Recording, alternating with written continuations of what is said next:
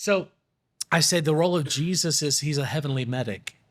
That's good. He's there in the middle of conflict, ministering to both sides, to both wounds, which is hard for us to think about. So when we think about restorative justice, and this is how I submit the gospel at times can be very offensive. Okay, because the restorative heart of God, come on, man, he wants to restore the little girl whose parents were just killed by invading soldiers, right? Yeah. He also wants to restore the heart of the soldier that pulled the trigger. Yeah. And that is so difficult for us to process through our filters. Yeah. Because for us, there has to be a bad guy so that we can justify punitive action. Yeah. But in the heart of God, God has no enemies. Yeah. So he's still inviting the soldier to the table. While he's inviting the girl that's had her life shattered into pieces. They both have a place at the table. That's so good. You know? Yeah. There's the phrase, an eye for an eye. Yeah. And lex talionis. This is the entire foundation of the Old Testament law, which Jesus overturns in the Sermon on the Mount. Right. Go ahead. Well, no, that's so good. Yeah. The way that we grew up was, and in our culture today, where we think of justice through a retributive lens, which is built on the foundation of separation. An eye for an eye means if I take your eye, you take mine, and then we're even, supposedly. Yeah. There was an understanding, and I've learned this, even in Old Testament Jewish understanding, that if I take your eye and you take my eye, then the world is blind, then everyone's blind, right? Right. Restorative lens on that is, if I take your eye, I become your eye. Mm. And I tell this story, or I was at, it's in the book, but I was at a party with a bunch of folks, and someone brought up time travel, and you start talking about time travel, and the first thing you do if you could go back in time, and after we've all talked about how we'd invest in Apple, right, right, get into cryptocurrency or whatever, maybe Tesla, Tesla, after I'd done all of that, like Back to the Future. There's someone was like, "Oh, would you kill baby Hitler?" Of course, right? Of course. I remember thinking, "Oh, there it is. That's always what happens. Somebody ruins this time travel game with, are we going to kill that innocent baby Hitler?" And what you're talking about, though, and I use this as an analogy, I'm like, if you understand history, Hitler's upbringing, he had a horrible father. And so, that I use this idea to say, he grew up in church. Yeah, but he had this horrible, abusive father. So I say, well, no, it's not going to work to kill baby Hitler. We're going to have to go further back and kill baby Hitler's father. Right. But then you got to find out what happened to baby Hitler's. Right. Well, he probably had. So no, we got to go further back and kill. Well, the problem with this game, through a retributive lens, is that you have to go all the way back to the garden. You have to basically kill everybody. Yeah, you got to go all the way back. And then you realize, that's what happened at the cross, except for Jesus didn't go back to destroy Adam. He went back to restore him. That's what took place. That's right. And so what you're talking about is this: justice has to be, it has to be a justice that restores and protects the 5-year-old and the 50-year-old, because over the course of time, they're the same person. Yes. So the 5-year-old that's been abused by the 50-year-old, if you go back, that you're going to find that restorative justice has to be something that's bigger than time, bigger than this moment, actually thinks out. We've got a picture right now through our lens of separation on justice that is retributive.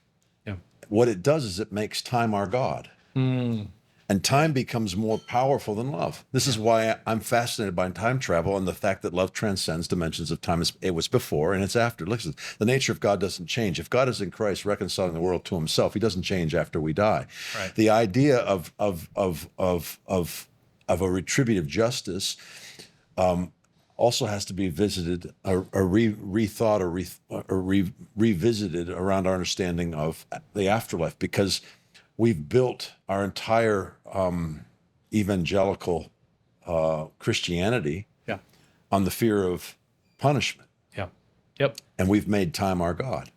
It's great for a movie play a movie. It's called The Race Against Time. You know, it's where they have to cut the red wire or the blue wire, and if it's a great movie, the whole world's going to blow up if they don't cut the right wire. It works because it paints a picture of time, and you have to cut the. But the reality is he stepped before.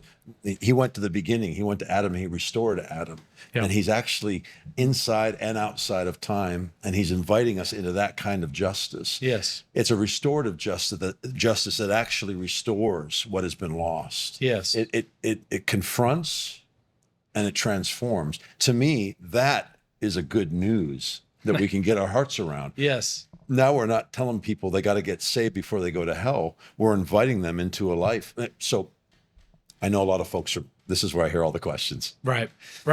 I got kicked out of a church because of this nonsense here. Yeah. And I'm sitting, before I got kicked out of the church, I'm sitting with one of the elders, one of the guys on the board. And I'm sitting across the table. Keep it on. I'm sitting across the table from him. And I'm sharing this kind of thing with him. I'm like, man, I need a justice that restores. So he said, but Jason, how did he say it? What stops me from doing drugs and cheating on my wife? And I looked at him and I said, he was all pastoral. So I got my pastoral voice on. I said, brother, are you saying you want to do drugs and cheat on your wife? We need to pray together. I do pray for which was perfect, because he was like, no, oh good God, no. And I said, of course not. Yeah. Because you didn't invite Jesus into your heart so you'd stop cheating on your wife and doing drugs. You invited Jesus into your heart because he saved you from any desire to want to do that. Yeah. He's invited you into a relationship where you get to live free from that kind of bondage. Yes. And that's the invitation in this life and in the next. So suddenly you get to reframe what hell is. Yeah. I'm not suggesting hell doesn't exist. I didn't mean to go here, but here we are. You're fine. I'm not suggesting hell doesn't exist. It doesn't take you live on this earth, you've experienced it. I'm saying that God doesn't change. Yeah. And if love transcends dimensions of time and space, then maybe we need to rethink our understanding of justice and our understanding of what it looks like in this life and the next. Yes. Anyway. No, I agree. I'll share this quote with you again from Richard Rohr. Yeah. It's one of my favorite quotes. More questions. I know it. I can feel it. It's one of my favorite quotes recently that I've heard about hell. Yeah. And he's talking about it in relationship to the divine dance. Yeah. And he said, so said and done, wouldn't hell be that you're given these consistent invitations to dance and you decide to sit it out and stand on the wall and watch? He said, hell is observing the relationship of the Godhead. Yeah. Knowing you have an invitation to be a part of it. Yeah. But you decide to sit it out. Yeah. He said, doesn't that sound like hell to you? And I thought, man, that really does sound like hell to me. And we could get into a lot of the scriptural stuff about hell. I actually have a great video on it on Facebook that kind of went semi-viral. Yeah. Where if you just go into the scriptural knowledge we have of hell, there's so little there. What we've done is we've kind of produced this amalgamation of Dante's Inferno, Milton's Paradise Lost. We've allowed tragic comedies and outright fiction to inform doctrine about afterlife we have no reference point for, and leveraged it then to control people. 100%. And so interesting. While you were talking, I pulled this up. 1 Corinthians 13, we call it the love chapter. Yeah. I really want to zero in on the point of it all. Yeah. And now these three remain: faith, hope, and love. But the greatest of these is love. And so what we can deduce from that thought is love is what remains. Yeah. Okay, well, so that leads me down an interesting train of thought. What is love? Yeah. 1 John 4. Again, that's where we get the non-negotiables of who God is. He's life, light, and love. Come on. Beloved, 1 John 4, 7, and 8. Beloved, let us love one another, for everyone who loves is born of God and knows God. If you don't love, you don't know God, because God is love. Yeah. So I say it this way. Love is not something that God simply does. It's who God is. Or love is the God stuff, is what I like to say. I love it. So when it's all said and done, Paul's conclusion is this: everything will pass away. Love remains. Yeah. So if there is this evangelical Western place of eternal conscious torment, it's an expression of love. It can't be anything else. Yeah. And it's love that does what? It's love that restores. It's other-centered, self-sacrificial agape. Yeah. Wait. The love of God is self-sacrificial, so it's not demanding eternal sacrifice? Yeah. No, it can't. Yeah. Because then it's not love, and if it's not love, it's not God. Come on, man. And then David can invite that kind of God to come into his dark delusion and be there with him. Come on. He'd say, well, you transform darkness into light. So God shows up into hell itself. Now, he actually models this for us in the person of Jesus, right? Yeah. I mean, the cross of Golgotha, Golgotha's hill is on the edge of Gehenna. I write about this in the Rorschach God. So Gehenna is one of those words wrongly translated as hell, but we'll go ahead and go with it for a minute. Let's say it's hell. Yeah. Let's say the cross was at the edge of hell, okay? Yeah. Jesus shows us other-centered, self-sacrificial agape, descends into Sheol, into the grave. Yeah. Peter writes about it. It's called the harrowing of hell. And we're told this, that he preaches the gospel concerning himself, leads captivity captive. Yeah. So they believed in that time, everyone went there. Yeah. The good, the bad, they even believed animals were there. So everybody's there. Right. Okay. And Jesus preaches the gospel. Now, again, I write in the Rorschach God. I can't get into it because I get emotional about it. It's a whole section about Judas, right? So Judas, he actually goes and hangs himself on a tree, and we're told it's at the edge of Gehenna. Yeah. And then we're given this grotesque details about it, like his bowels open up, and it says, and everything that's inside comes out. Yeah. But I take the readers on this journey. Remember what was in his belly. He had taken communion with Jesus at the table. Yeah. So communion spilled out into Gehenna. And so I believe Judas prepared hell itself for the arrival of Jesus. So I think I believe the first face Jesus saw in the grave was the face of Judas. Correct. He's like, man, I missed you. I missed you. Hey, you know who I am, right? Yeah. And I believe Judas was one of the very first that went into the kingdom with him. Like, and he led all of captivity with him. And then I add, he put a closed for business sign over death, hell, and the grave. He took the keys with him. So if we feel like we can reopen hell, good luck. Right. The key is in the pocket of Jesus. Yeah. Death is in the pocket of Jesus. The grave is in the pocket of Jesus. And Jesus is the embodiment of self-sacrificial, other-centered agape. So if you want to journey into hell, you've got to have an encounter with love to get there. Come on. You know what I'm saying? And he's there. He's there. He's there. Yeah. He's there in your hell. Yeah. He's in my hell. I want to take a moment to share my new book with you. It was born out of my own journey, filled with questions, doubts, and revelations about the nature of God. It challenges the distorted images we have often about God, urging us to see Him through the lens of Jesus. I decided to offer this book on a pay-what-you-want basis because I believe the message of the Rorschach God is way too important for anything to get in the way, especially finances. The Rorschach God isn't just another theological treatise. It's an invitation to explore, to break down barriers, the ones we built around our understanding of God, guided by the true character and nature of Jesus. If you've ever felt puzzled by the images of a wrathful or distant God, or if you're seeking a deeper, more loving relationship with the divine, this is the book for you. Let's rediscover God together, not as a figure marred by our projections and fears, but as the loving, compassionate Father Jesus showed Him to be. Join me on this journey, pay what you can, and let's explore the heart of God together. You can find the Rorschach God at hesterbook.com. And now, back to the Word. I want to share this story talking about hell for a minute. I feel like I had some time in hell. I really do. Yeah. And don't tune out. I'm not going to get weird here. So just before Christmas last year, my daughter was very ill. We had no idea what was going on. Yeah, I remember. And it got to a point where, I'm getting phone calls from my wife because it's on a Sunday. So, I'm at church, and then she's like, we're on our way to the hospital. We're in the ambulance. Oh my gosh, what's going on? They're admitting us in a pediatric ICU. What is happening? They're saying that your daughter, you have Eva, I have Ava. Yeah. They're saying she's got a pancreatic ketoacidosis. Her blood sugar's through the roof. Her body's trying to shut down. Yeah. Does she have type 1 diabetes? No. What are you talking? No family history on either side. And so there were some dark days. We're 3 days in pediatric ICU, another 2 days in the children's wing there at the hospital. Yeah. And that first night I was there with her, And at this point, they were, taking blood every 30 minutes. And they were pricking her fingers every 30 minutes. Bro.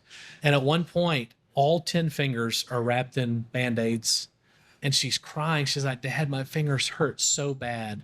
And this also feeds into a larger point. People ask me, what's the fruit of this message? What's the fruit of this gospel? Yeah. This union with Christ. Yeah. What are you seeing happen? Yeah. And so she's like, Dad, I'm hurting. And again, it felt like hell. Yeah. And I took her hands into mine and I said, listen, I know your fingers are hurting, but God's fingers are hurting too. Yeah. He's right here with you. Yeah. He's in you. Yeah. And he's suffering with you. But you know what? He never leaves you. He never forsakes you. Everything's going to be okay. And my 8-year-old daughter, I was like, do you understand? She's like, yeah, I think so. And so I'm thinking, okay, if my 8-year-old can understand for that moment in the middle of her hell, that God is right there with her, yeah, suffering with her. Yeah. Because one of the things that, and I know we don't have time to get into it here, but one of the misunderstood expressions of God's love is his co-suffering with us. Yeah. He doesn't just suffer for us. Yeah. He suffers with us. Yeah. And that's part of the human curriculum. And so God is showing us, I completely identify with your humanness. Yeah. That's how I'm able to love you the way that I do. There's no boundary to the love that I am. It's not just an action. Yeah, come on. This is my essence. And so you've had an encounter with love. You've had an encounter with God. You've had an encounter with God. You've had an encounter with love. And he'll encounter you in hell itself. Now, the punchline is, for anyone waiting for the punchline, if you want to know, I get this question asked a lot, well, how do you get out of hell? Well, you sing your hallelujah song. You sing your God be praised. Yeah.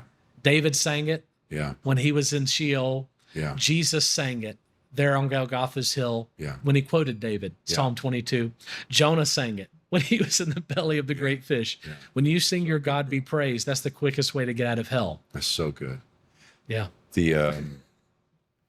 I used to say that, as I've navigated and you find language, I used to say that, I used to say hell was the absence of love, right? Way back. Yeah. And then I got further down the road and I went, well, there's no shadow of turning, neither death nor life. So there's no absence of love. Where do you find that? So then I came into this thought. I said, well, hell is the rejection of love. Right. And then I thought, no, that's not it either. Hell is the inability to receive it. Yeah. And I don't know where to go.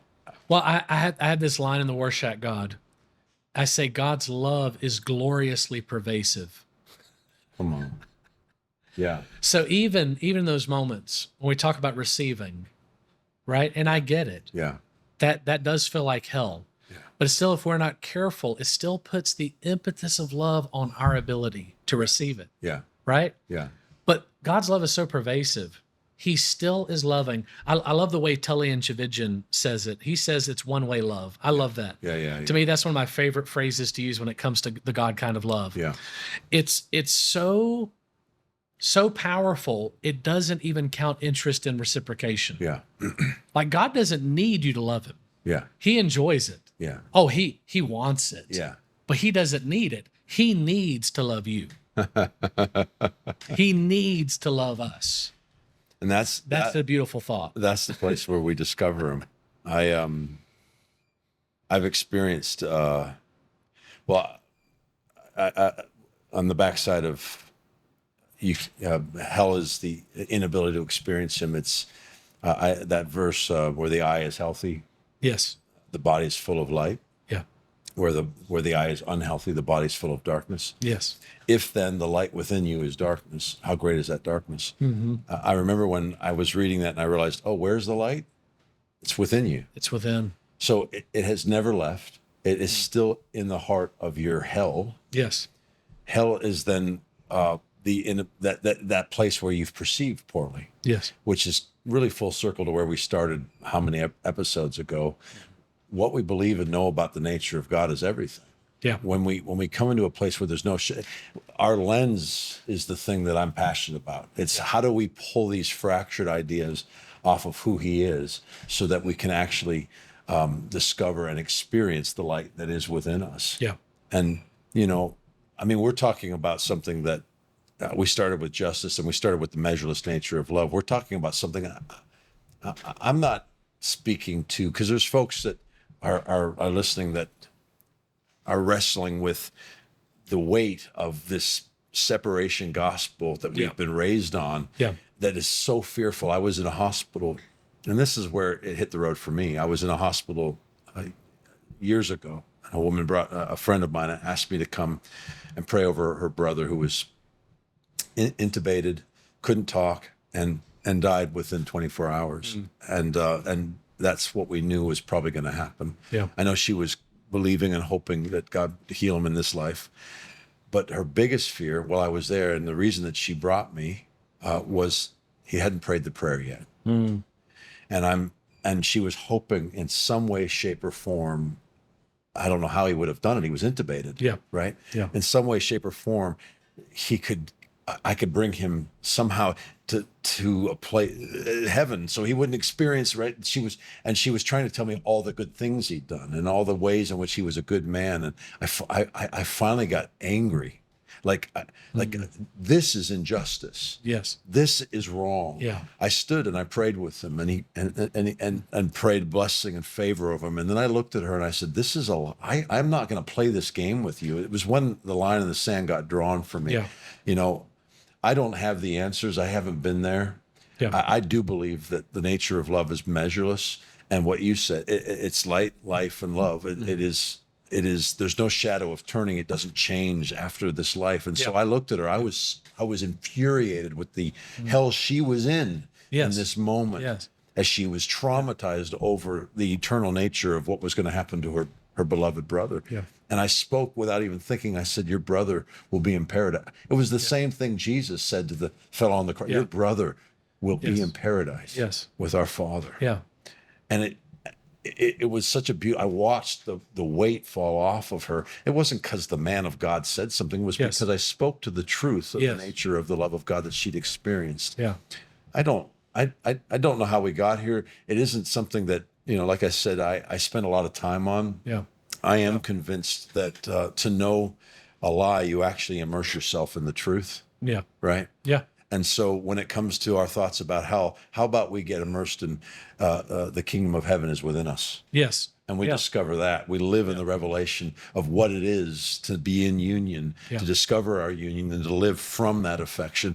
The kingdom is here among us, within reach. It is also within us. Yeah. And so you can dismantle a lie, not by studying the lie, but by becoming immersed in the truth. And so that's what I'm really passionate about. I can't imagine it being healthy for anyone to live in such a way where they can't believe or lean into a God in Christ reconciling all things to himself. Yes. That's where I lean in. No, she was standing there afraid he was going to go to hell, and she was in hell. Yeah. Yeah. In those moments. In that moment, tormented by this God who looks away. Yeah. And so what's the burden on us? It's to announce, again, the good news. There's no shadow. Salvation is the gift of God. Come on. Right? Yeah. And I love that thought. Salvation is God announcing that we are received into his life. Yeah.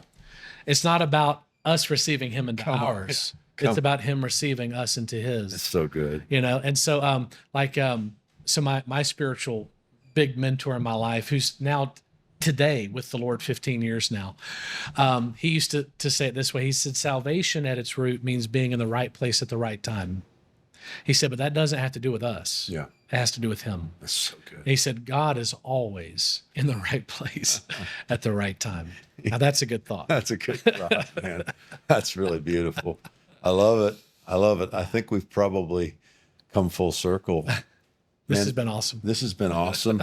I'm pretty much done there. Yep. So I think we're done. Yeah. Let's talk about the Rorschach God. Comes out in July. Yep. It comes out July 16th. Everywhere books are sold. If you're watching that, depending on when you're watching this, just go get a copy. Yeah. And we've got other resources. We've got a study guide, the Audible, a 10-session masterclass. Help us just get it around the world. I really believe it can change the landscape of the church. Me too, man. Go to hesterministries.org. go to presenttruthacademy.org. We've got all kind of resources available for you. Hey, I'm at Present Truth Academy. Yes. Yeah. Yep, for sure. So You can find us at A Family Story. The podcast is Rethinking God with Tacos. The book is Leaving and Finding Jesus. Excited about this book coming out, man. Excited about what is happening right now, because I feel like there's a big yes on what we're saying. I know some of this conversation might actually be scary as we're chasing down better thoughts about who he is. Yeah. But, I'm convinced that there is no shadow of turning, that Jesus is what God has to say about himself. And so, well, listen, I've been down a lot of slippery slopes. People have warned me a lot lately, especially. Yeah. Be careful, you're going down a slippery slope. Yeah. But I kind of respond now with, I've been down slippery slopes a long time. right. I was going down slippery slopes when I was worshiping a God that looked like me. Right. When I was worshiping a God who was vindictive and judgmental and needed us versus them, a God who was legalistic and demanding. That was a slippery slope. Yeah. So if this is a slippery slope, count me all in. There's a saying from a movie that a TV show that I watched, where the phrase is, I've used it, I've readjusted or reframed it. Yeah. But when it comes to, I'll just tell the story. I was teaching on the goodness of God, and a lot of what we're talking about, no shadow of turning in the nature of God. He's better than our last best thought about him. I finish after about an hour. I'm headed to the restroom. A guy stops me. He says, "What if you're wrong?" And I said, when it comes to other-centered, self-giving love, if I'm wrong in the right direction. There you go. I'll be wrong all day. At least I'm wrong in the right direction. I love it. And so I love that. This has been fun. It has. Love being a part of the GAN network, GAN network, and doing this with you. Yeah. Love what you're doing, and I can't wait to come back and do this again at some point. Yeah, So, absolutely. All right, guys. See you soon. Thank you so much for watching. I pray that it's been a blessing to you. I just want to mention to you the importance of being a partner support here at our show. I think you can agree we all need more peace, love, and joy in the world, and most of us are looking for love in all the wrong places. Your partnership ensures that we take the so good to be true gospel to millions of people around the world. Do me a favor and go to hesterministries.org/TV to give your gift of support today.